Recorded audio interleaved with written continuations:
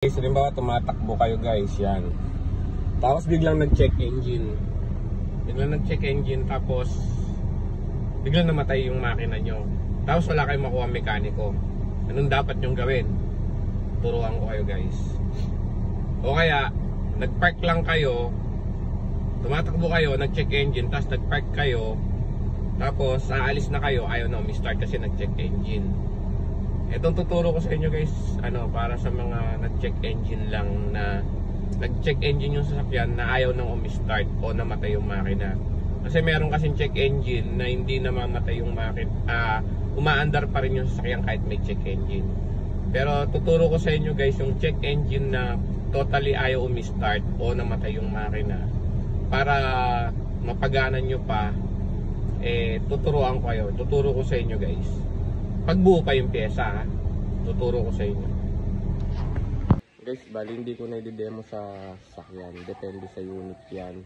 Bali, pagka ganun yung nangyari, ang gagawin nyo guys is, open nyo yung hood.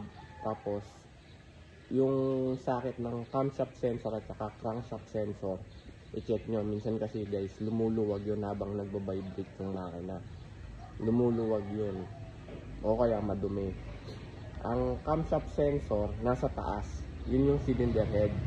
Ang crankshaft sensor nandun sa block ng sasakyan.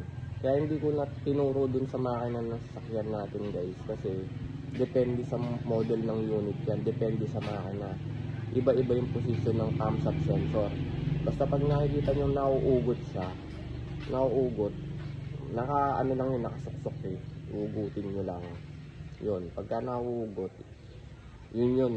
pagka nasa cylinder head, yun yung camshaft sensor niya. Pero pagka yung single lang, nauugot, ilalagay ko na lang sa screen. Bawa yung camshaft sensor at saka crankshaft sensor, ilalagay ko na dito sa screen. Yan, ililinisan nyo lang yun, o kaya isusuksok nyo lang. Minsan nauugot yun.